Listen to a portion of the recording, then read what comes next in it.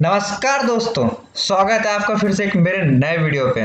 मेरा नाम है शुभम पंचेसर और गाइस आज के टॉपिक में हम बात करने वाले बेसिक्स ऑफ ऑप्शन ट्रेडिंग के बारे में। ऑप्शन ट्रेडिंग होती क्या है, उसमें आप कैसे इन्वेस्ट कर सकते हैं और कैसे प्रॉफिट बुक कर सकते हैं। मैं आपको एक फैक्ट बताना चाहूंगा जिसे आप इसे अंडरस्टैंड कर सकते हैं। गाइस एफएनओस के अंदर में फ्यूचर एंड ऑप्शंस के अंदर में भी 80% ट्रेडिंग ऑप्शंस के अंदर में होती है। इसका मतलब आप समझ सकते हैं कि मार्केट में लिक्विडिटी कितनी रहती है, वोलेटाइल कितना है, ऑप्शंस में लोग कितने इंटरेस्टेड लेते हैं। तो आपको यह कंसेप्ट समझाने वाला हूँ, इसलिए बने रहिएगा मेरे साथ में वीडियो के एंड तक। लेट्स स्टार्ट करते हैं ऑप्शन ट्रेडिंग के बारे में। अब ऑप्शन ट्रेडिंग होता क्या है? ऑप्शन ट्रेडिंग एक ऐसा कॉन्ट्रैक्ट है जो बायर और सेलर के बीच में किया जाता है। वह जो कॉन्ट्रैक्ट रहता है वह गिवन पीरियड ऑफ टाइम के अंदर में होता है। वह 1 मंथ का भी कॉन्ट्रैक्ट हो सकता है, या 2 मंथ का, या 3 मंथ का। तो आपको यह समझना होगा, और इसे मैं अच्छे से समझाने के लिए मैं आपको एक छोटी स्टोरी बताना चाहूंगा जिससे आप इसे और अच्छे से अंडरस्टैंड कर सकते हैं। एक बार क्या होता है, एक सेलर रहता है और एक बायर रहता है। जो सेलर रहता है उसके पास में पहले से पूर्वजों की एक जमीन पड़ी हुई रहती है, जिसे वो क्या करता है, उसमें फसल लगाता है और फसल बेचता है। बट उसे अचानक पैसों की जरूरत आ पड़ी होती है, तो वह क्या करता है, एक बायर ढूंढते रहता है। और वो बायर ढूंढते रहता है तो उसे बहुत दिन तक बायर नहीं मिलता। फिर उसके बाद में एक बायर मिलता है, और वो जब बायर के पास में जाता है तो वो बायर को बोलता है कि सर आप मेरी यह जमीन ले लीजिए, इसके बजाय मुझे आप पैसे दे दीजिए। वो जमीन की जो करंट प्राइस रहती है अभी 5 लाख रुपीस रहती है। तो जो बायर रहता है उसे कहीं से न्यूज़ मिलती है, वह कहीं से उसे पता चलता है कि यार ये जो जमीन है इसमें 2 या 3 महीने बाद में यहाँ पे हाईवे आने वाला है, जिसके कारण क्या होता है कि उसका रेट बढ़ने वाला है।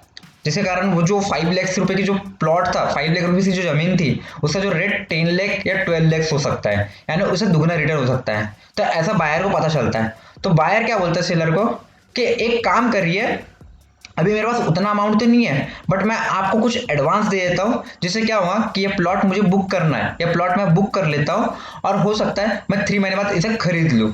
तो क्या करता है जो सेलर रहता है, वह बोलता है ठीक है, उसके लिए भी विन सिचुएशन रहती है और बायर के लिए विन विन सिचुएशन रहती है। तो बायर क्या करता है कि उसे वह एडवांस दे देता है और उसे कहता है कि जब आज से 3 महीने बाद अगर यहाँ पर रोड आती है तो इसकी जो जमीन की जो वैल्यू है वो जब बढ़ेगी, बट आप मुझे जो प्राइस अभी करंट चल रही है वही प्राइस में देंगे, इसलिए मैं एडवांस आपको दे रहा हूँ। और जो वह एडवांस देता है वह रिफंडेबल नहीं रहते, मतलब जिसने आपने जो एडवांस दिया है, मतलब जो बायर रहता है वो जो एडवांस देता है वो बोलता है कि यह रिफंडेबल नहीं है, या आपको रखना होगा, अब इसके ऊपर मैं आपको 5 लाख रुपीस दूंगा। तो आपको ये सब समझ में आ रहा होगा धीरे धीरे। अब होता क्या है, अब 3 मंथ बाद में 3 टाइप के पास में आपके पास सिचुएशन आती है। एक फर्स्ट होता है, मान लीजिए अगर वहां पे सही में अगर रोड बनती है, वहां पे सही में हाईवे आता है, तो जो 5 लाख रुपीस की जो जमीन थी, जो प्लॉट था, वो 10 लाख रुपीस हो जाएगा।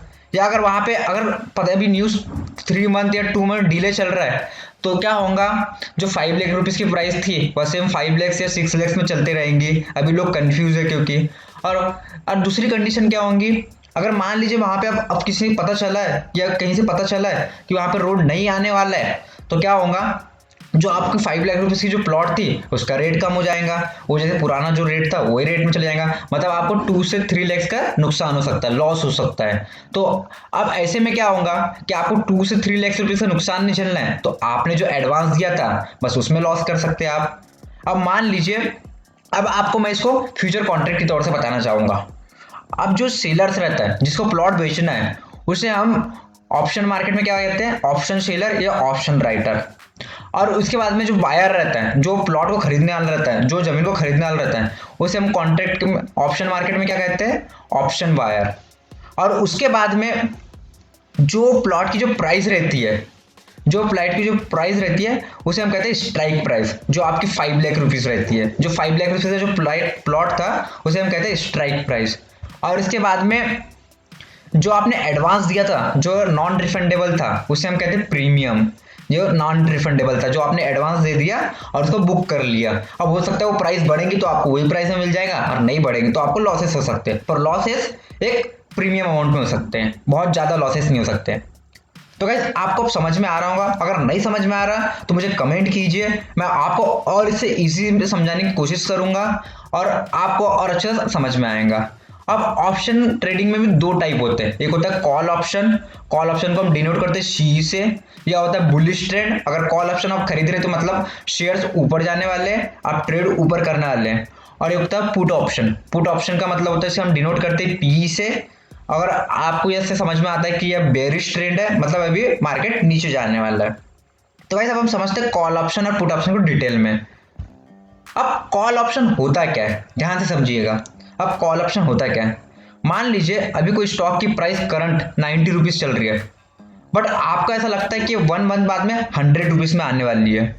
तो आप क्या करोगे, जब 100 रुपीज में जब आपको ऐसा पता चल रहा है कि आने वाली है, तो आप एक छोटा सा अमाउंट देके, आप छोटा सा प्रीमियम देके आप उसे खरीद सकते हैं। जैसे कि मान लीजिए आपने वहां पे अगर 100 रुपीज की प्राइस जाने ली, तो आप एक 7 रुपए का जो प्रीमियम है या 5 रुपए का जो भी प्रीमियम है वो देके आप उस स्टॉक को बुक कर सकते हैं। अब जैसे मान लीजिए ये स्टॉक की प्राइस है, आपको यहाँ धीरे धीरे ध्यान से समझ में आएगा। अब आपके यहाँ दो केसेस आते हैं। अब मान लीजिए केस नंबर 1, अगर आपकी जो स्टॉक की प्राइस थी वो थी 100 रुपीज। अब 100 रुपीज में आया पर आपने 7 रुपीज देके वो स्टॉक को बुक किया। अब मान लीजिए अब जो आपकी स्टॉक की प्राइस है वो 100 रुपीज, अगर वह एक मंथ में 130 रुपीज तक आती है, तो क्या होगा, आपको यहाँ पर 7 रुपीज के ऊपर में आपको प्रॉफिट होना शुरू हो जाएगा। अब आपको यहाँ पे अगर 110 तक आती है तो आपको यहाँ पे 10 रुपीज का प्रॉफिट होगा, बट आपने 7 रुपीज क्या दिया है, प्रीमियम। वो है कि नॉन रिफंडेबल है, मतलब वो आपको वापस नहीं होंगे, उससे कट के आपको जो भी प्रॉफिट होगा या लॉस होगा वो मिलेगा। तो मान लीजिए अगर आपका 110 रुपए में आता है तो आपको 3 रुपीज का प्रॉफिट होगा, या 120 रुपए में आता है तो यहाँ पर 13 रुपीज का प्रॉफिट होगा, या 130 रुपए में आता है तो आपको 23 रुपए का प्रॉफिट होगा। हो रहा है आपको 130 रुपए का 30 रुपए का प्रॉफिट, बट आपको 7 रुपीज नॉन रिफंडेबल है, वो आपका प्रीमियम प्राइस है, तो आपको वो माइनस हो जाएगा। तो आपको यहाँ केस नंबर 1 में दिख रहा होगा कि अगर आपका स्टॉक जो प्राइस है 100 रुपीज से अगर 130 में आता है तो आपको 30 रुपीज का प्रॉफिट होगा, और जो आपने प्रीमियम भरा था उसको आप माइनस कर देंगे, मतलब 23 रुपए का प्रॉफिट होगा।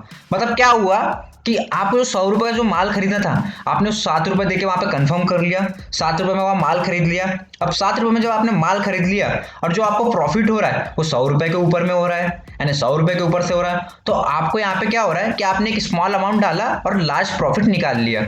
आपको समझ में आ रहा है, आपने 7 रुपए डाला और 23 रुपए का प्रॉफिट निकाल लिया।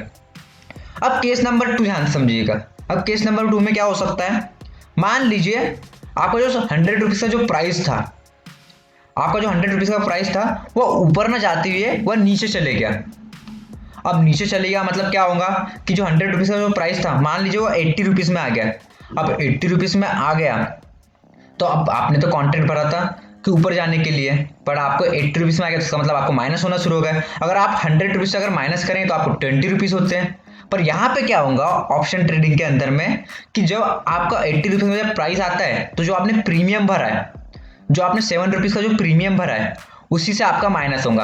आपको यहाँ अगर 90 में आ रहा है तो आपको 10 रुपीज का माइनस नहीं होगा, यहाँ पे 80 में आ रहा है तो 20 रुपीज का माइनस नहीं होगा, अगर यहाँ पे 70 में आ रहा है तो 30 रुपीज का माइनस नहीं होगा। यहाँ पे क्या होगा ध्यान से समझिएगा, यहाँ पे होगा अगर आपने 80 रुपीज डाला है तो आपको सिर्फ -7 रुपीज का ही लॉस होगा। मतलब आपको जो 73 रुपीज है इसका लॉस नहीं होने वाला है, इसमें आपको इतना लार्ज अमाउंट पे लॉस नहीं होने वाला है। ऑप्शन मार्केट के अंदर में सिर्फ आपको 7 रुपीज का ही लॉस होगा, यानी आपने जितना प्रीमियम भरा है उतना ही लॉस होगा। तो गाइस ये आपको बहुत इंटरेस्टिंग कंसेप्ट है, इसे समझना पड़ेगा आपको, और इसी को देख के मैक्सिमम लोग इस पर ट्रेडिंग करते हैं। मतलब हुआ क्या, यहाँ पे आपको लिमिटेड रिस्क है। अगर मान लीजिए अगर आपने कॉल ऑप्शन खरीदा है, अब मार्केट ऊपर नहीं जा रहा है, मार्केट नीचे जा रहा है, तो जो आपका प्रीमियम रहेगा, अभी यहाँ पे प्रीमियम है 7 रुपए, तो आपका प्रीमियम ही आपका लॉस होगा।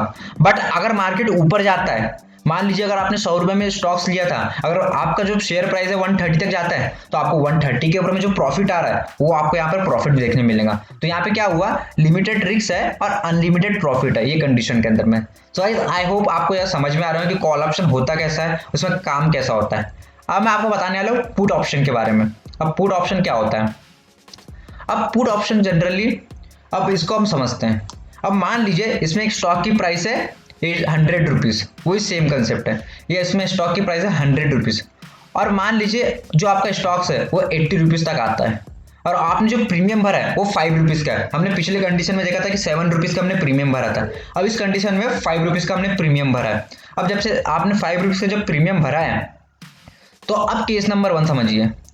अब आपने जब पुट ऑप्शन खरीदा है तो आपको पीई से डिनोट करते हैं। अब मान लीजिए 100 रुपीज का जो आपका स्टॉक था ये 100 रुपीज का, अगर यह नीचे जाता है या अगर 70 रुपीज में जाता है तो आपको प्रॉफिट कितना होगा, ₹25 का। ₹25 का क्यों होगा? क्योंकि यार एक्चुअली होना चाहिए ₹30 का, पर आपने ₹5 क्या भरा है? प्रीमियम, जो कि नॉन रिफंडेबल है। वो प्रॉफिट करेंगे या लॉस करेंगे, आपको प्रीमियम देना ही पड़ेगा। अब क्या हुआ, यहाँ पे आप देखिए, यहाँ पे जब आपका जो ₹100 का जो स्टॉक प्राइस था वो 70 में आया, इसके बाद आपको ₹30 का प्रॉफिट हुआ, और 30 में से जो ₹5 है जो आपका प्रीमियम, इसको आप माइनस करेंगे तो आपको क्या होगा, यहाँ पे ₹25 का प्रॉफिट होगा। और वही केस नंबर 2 में, अब ध्यान से समझिएगा इसको, केस नंबर 2 को। अब मान लीजिए आपने पुट ऑप्शन खरीदा है, बट आपका मार्केट में नीचे नहीं जा रहा है, आपकी पोजीशन नीचे नहीं जा रही है, वह बुलिश ट्रेंड में जा रहा है, वह ऊपर जाना शुरू हो रहा है। अगर आपका ₹130 में आ रहा है तो आपको यहाँ पे 100 से लेके 130 मतलब ₹30 का लॉस नहीं होगा। यहाँ पे आपको ₹120 मतलब ₹125 का लॉस नहीं होगा। यहाँ पे क्या होगा कि जो आपने प्रीमियम भरा है, जो आपने -5 जो प्रीमियम भरा है, जो कि नॉन रिफंडेबल है, सिर्फ वही आपका लॉस होगा, सिर्फ वही आपका लॉस होगा। तो आपको यह समझना होगा कि यहाँ पे आपको लॉस कम से कम है और प्रॉफिट ज्यादा से ज्यादा है। आई होप गाइस आपको कॉल ऑप्शन और पुट ऑप्शन समझ में आ गया होगा, और इसमें मैंने आपको बताया है कि बेसिक्स ऑफ ऑप्शन ट्रेडिंग क्या होता है और कॉल ऑप्शन और पुट ऑप्शन के बारे में सारा डिटेल में जानकारी है। अगर आपको नहीं समझ में आ रहा होगा तो मुझे आप कमेंट कीजिए, मैं इसको और इजी वे में समझाने की कोशिश करूंगा और इसे और अच्छे से समझाएंगे, और आप और अच्छे से ट्रेड लेके और अच्छा प्रॉफिट बुक कर पाएंगे।